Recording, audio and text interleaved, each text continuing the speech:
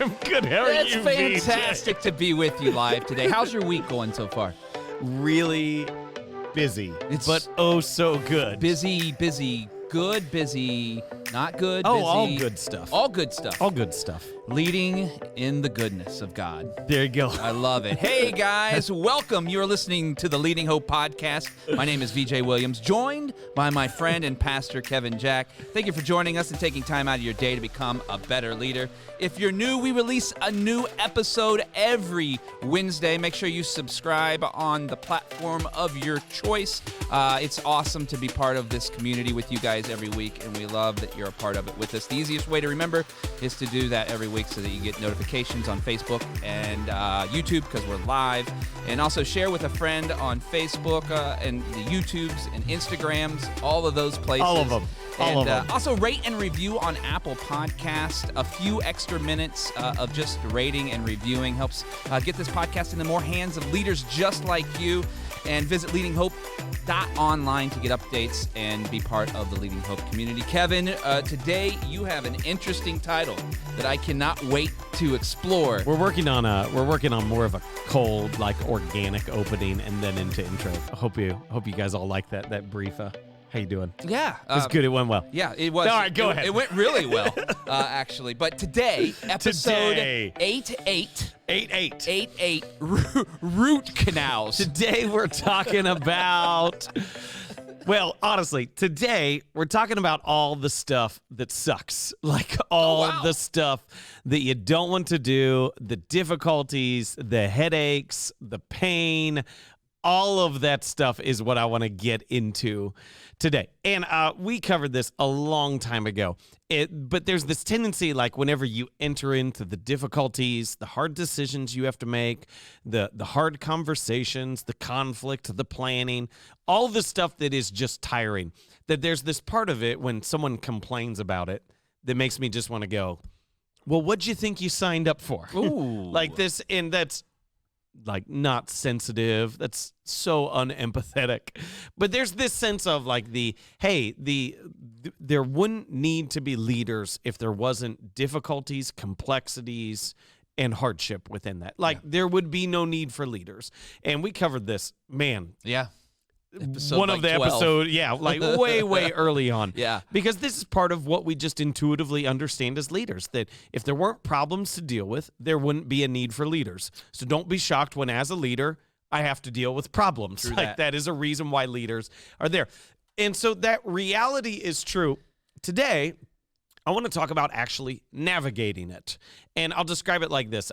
People had told me for years, and I was like, they almost use it as a joke. Like, how was that? It was like getting a root canal. Like, oh, wow. The root canal became like the just metaphor for something that was painful, awful, terrible, you didn't want to be a part of. And then, I don't know, it was like 10 years ago, maybe less, I had to get a root canal. I was just about ready to ask you Yeah, that. so There we like I go. had to, and people were like, I was like, oh, this feels like it's going to be bad because the thing that people equate to something that is bad is the thing that's going to happen. And it was awful. Like, I hated every minute of it. Like, I'm not a big dentist guy anyway. Yeah. Like, I don't love going. I don't love being shamed that I don't floss. Eventually, I get to the point in time, like, when's the last time you flossed? Last time you saw me? Let's just be honest. Let's skip the charade. You can see my teeth. Didn't one time they asked you or tell you that you were an aggressive eater or something like that? I'm an aggressive brusher. And I said, that's what it was. They said, are you an aggressive brusher? And I said, I'm an aggressive everything. So I assume brushing is a part of that as well. That's fantastic. Okay, so I go through the whole process. I get the root canal. I've got the this stupidity. They're like, don't eat anything because your cheeks are numb. I was like, well, I can eat. So I went ahead and ate. And like the next day, I could just feel it all charred up on the inside. All of it, just terrible. And then like 6 months later, wouldn't you know it, go into the dentist. They do all the x-rays. You need another root canal. And here's the thing. This is important. It was, now I knew everything to expect, everything that was a part of it. I knew all of it, and it was still just as terrible as the first one. But there were some things I did different. I took Advil in advance so that I could get ahead of the pain. I did not eat until my cheeks were no longer numb, so I didn't multiply the pain. And I want to talk about this idea that there is pain, difficulty, hardship that is naturally associated. It comes with the position of leadership. I saw a study recently that as it came to pastors and the decisions that we make on COVID and masks and meeting and groups and kids area, and the survey came back and it said, pretty much no matter what you do, half the people are going to be really angry at you. So, doesn't really matter what.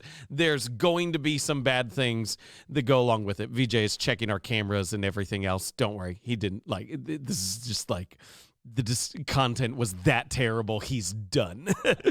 And so it is to say hey, there are hardships involved. And the thing I want to get into today is this, is that knowing the difficulty doesn't make it less difficult. Okay? Knowing that you're going to have to make a hard decision doesn't make that hard decision any easier. Knowing that you're going to face anger, frustration, controversy in the things that you do doesn't lessen the emotion in that moment of what you actually experience. Just because you know it's coming doesn't make it feel any less difficult. But it should help you prepare for it more in advance.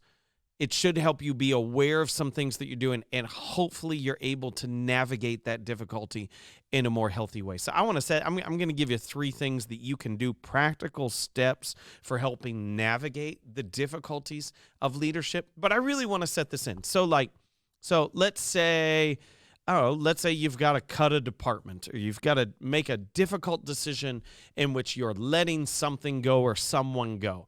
Just because you've done it before doesn't make the second time easier, doesn't make the second time less painful. But there are things that you can do. Knowing that having a root canal before doesn't make the next root canal more fun. If no one's like, oh, you're having a root canal. Yeah, but it's fine. I've had like 12. I don't know if you can have 12 root canals. I don't think you have that many teeth. But let's say you did. Let's say you're like a hippo in the amount of teeth that you have. Yeah, but I've had one before. No, it's still terrible. But here's some practical tips for navigating the difficulties of leadership. Number 1, create expectation for how long the current circumstances will be difficult, and ensure you overestimate it. So we're talking about ideas of staff turnover, issues and problems, communication failures, moral failures in which you had to remove a leader. All of these are terrible, but it is important that you're aware of how long will it be terrible. Because what so often happens is we go through the moment and we don't expect the moment that we're going to have to continue dealing with it in the months ahead. And there's this great thing, and it's been used so many times, Jim Collins' book, Good to Great, The Stockdale Paradox. Jim Stockdale was in a prisoner of war camp, and he survived all this thing, and they asked him at the end, they said, well, how'd you survive? And he said, just kept moving, kept doing this, kept going through this different stuff. And they asked him who didn't survive, and his response was the optimists. The optimists. It was the people who said, we'll be out by Christmas, we'll be out by this day, we'll be out by this day. And he says, eventually they died of a broken heart. He says, you must be aware of your current reality. That is oh so important, and never lose hope. Part of that current reality is being aware of how long the current crisis you will have to deal with. If I could say it like this, the leaders who thought COVID were going to be over in a month, they are not doing so well right now. Yeah. Especially if they haven't adjusted their expectations. So you need to create expectation for how long the current circumstances will be difficult and ensure you overestimate it. Second tip on how to navigate the difficulties of leadership. Don't look back, look forward. Don't look back, look forward.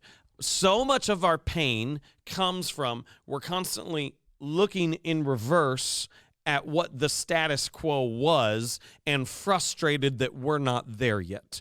If you spend your time looking back at what was, you're only going to be aware of the pain in the present because you're not there yet. Instead, look forward. Look forward to how the current crisis can create new opportunities and a better reality in the future. It may not be as good as it once was, but that doesn't mean it can't be better than it has ever been before. Yeah. And if you are focused on it is not as good as it once was, you will stay locked in the past and you will feel your pain more than anything else. And so be focused on how it can be better than it has ever been before. Don't look back. Look forward. And third one I want to jump into is seek out people who have been through what you're going through, not people who are going through what you're going through. Seek out people who have been through it, not people who are going through it. And oh man, the phrase misery loves company is so true. But the company of misery usually doesn't do either of us any good. Because well, this is hard. Yep, this is hard. And this is hard. Yep, this is hard. And I feel bad. Yep, me too. I mean, we've created community. We've got a connection. Yeah. Like we may like each other a little more. But I don't have a pathway out. And I'll go to one of my favorite stories from the show, The West Wing. It goes like this. This is where the story comes from. It says there's a man in a pit, and he'd been stuck in a pit. And a guy comes down, and he jumps in the pit with him. And the man in the pit goes, "What are you doing? Like, you idiot. Now we're both in the pit." And the guy who jumps down in the pit says, "It's okay. I've been in this pit before. I know the way out." That's the person that you need to connect to, not the person who's stuck in it with you, the person who's been through it, who knows what it's like to go through it and to get out of it. And so don't just find the person misery loves company. Find the person who can actually help you within that. V, what do you want to talk about? Oh, man. So I want to start with the point that you said, overestimate how long the current circumstance will be difficult. I think that's so important. Yeah. And I want you, because you have gone through this before, I want you to talk about a time when you underestimated and what that actually did to you and the organization and all of that. Talk about a time when you underestimated, because I think people need to realize the significance of underestimating and how long that will actually prolong what you're trying to accomplish. I always underestimate the impact and ripple effects when someone leaves, whether they have been asked to leave, whether they leave on their own. Anytime a leader leaves, I assume that the crisis that creates will be much shorter than it actually is. That's good. Because this is what I don't realize is I deal with it in terms of our core team. Yeah. And that's all I think of. But I don't think of, first off, the ripple effects to our larger teams and how that will impact them. And I don't think about how much that person who leaves is usually going to talk to all the people still inside the organization to keep stirring up that pot. That's just the. I mean, I'm not meaning to blame in that moment. No, it's not a blame. It's a realization. This is human nature. This is what people do. We could talk about the character, all about that, another day. Right. But this is just a reality. Right. Is when people feel like they've been hurt, when they leave, when they move, they feel the need to tell their story to anyone who will listen. Right. And that just continues to stir up the waters and create crisis, and we can't move on. And because of that, you've underestimated how long the hump to get over that. Exactly. And that causes strife in an organization, because if you don't actually know how long, you'll never be able to look forward to what you need to. Actually, that goes back to the point earlier that you said look forward, not backward. Yeah. Those kind of tie together. It's funny, by the way, Abby said that you have more than 12 teeth, hopefully. Well, I didn't know. Do you get a root canal on all of them, Abby? Abby, if you put this in the comments at some point in time, I really like your front ones, or you just getting them replaced? I don't really know. But to her point, talking about looking forward, she put in here, usually when you need a root canal, you're already in pain or there's a decay that's about to blow up for some serious reason. The root canal sucks, but the tooth pain that comes from avoiding the procedure is usually much worse, which accurate. Is exactly right. Oh, that's a great metaphor within the metaphor. I was just talking about how we need to deal with the problem. Right. There's also a whole nother podcast on the price of not dealing with the problem. That's exactly and how much more that is worse. And Abby did chime in. You could. Good. Good. Thank That's you, good Abby. to know. Guys, you learned something about leadership. You learned something about teeth. What a beautiful day. But there's more to that too. How much time is there any part of you that does look back to learn from the underestimating? Because you said look back. Yes. And at point what? But we can't continually. So the point would be on the look forward, not look back, is not. Sorry, I'm going to say that as double negative. I am not advocating a lack of reflection and learning from the past. Yes. What I am advocating is don't compare the present to the status quo of the past and how current reality is worse than what you were just a part of. So if I could just say it like this, when COVID hit and everything else, and I spent zero time comparing our statistical numbers to our numbers from prior years, because that would just frustrate me. Right. And there's so many pastors that I talk to, because that's the world that we live in. They're like, yeah, we're running this, but we used to have this many people, and we used to have this. And it was like, dude, you can't look forward to the future because you're so focused on what used to be. Yep. And to say, no, you can't emotionally be, yes, learn from it, but don't emotionally be tied to it. Look to the future and how you can make that better. Yeah, that's a great note, especially for those who are struggling with that. The other thing that I wanted to talk to you about, and we have about 3 or 4 minutes left here. Cool. Was the whole point around seek out people who have been through it. Yeah. I am not a personal fan of the phrase "been there, done that," but I think we need to recontextualize that in a positive way. I think most people say that in a negative. If I could add my least favorite phrase is "it's not my first rodeo," but that did. I mean, that applies, but it's not. All right, keep going. That goes along with. It's not my first rodeo. Hey, what's up, Chief? But they're not going there. Move on. Just move on. I am. So I've been there, done that, but in a positive spin. Yeah. Been there, done that. Here's how I overcame it. We need to find more people that speak that type of life. Yeah. And I don't know about you, but I think there's an opportunity here for people. It's okay to be in community with people that are going through the same thing as you. Yep. But you need more in your huddle. Yep. There's got to be other people in your huddle. So I don't want to say we shouldn't have people that are going through the same thing as us. Absolutely. But you need more people in your huddle. Mm-hmm. Talk more about that, because those people are the ones that's going to show you how to get out of the pit. Absolutely. The entry level is to find people who will affirm our emotions and can empathize with us in it. We need people, like we all need people who will affirm our emotions, but then also help lead us to a healthier place. Yeah. And it's only the person who's really been through what you've been through that can actually do that, because they can show you the path. I always say it like this, like parents with kids my age, I don't want your advice. Yeah. I don't know how your kids are going to turn out. I'm not giving you my advice because you shouldn't take it, because I don't know how my kids are going to turn out. I'm seeking out the people who are a step, 2, 3 steps behind us. I go, wow, look at your kids. Yeah. Like, they're responsible and joyful, and they got it together. You tell me what you did. Yeah. Yeah. No, that's so good. I think it's so important that we as leaders find that level of authority over our lives to become better leaders. Yep. All right, Kevin, 88 root canals. Wrap it up for us. I want you to know today, just because you know it's going to hurt doesn't make it hurt less.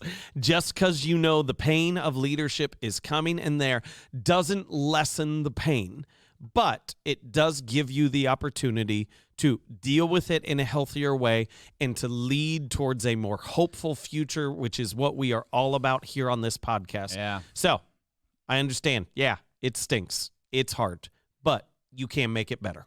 Amen. That's great, guys. Thank you so much for joining us today. If you're new to the podcast or haven't yet subscribed, it means the world to us if you did that now. Also, post about it, rate and review, or if you're feeling crazy today, why don't you just do both? And you won't believe how that helps get this podcast in many more leaders' hands like yourselves. And we love hearing your stories of how the podcast is working in your life. Remember to visit leadinghope.online for those stories and send those to us. We'd love to hear from you. And remember, everyone has 20 minutes to learn to become a better leader. Make it count.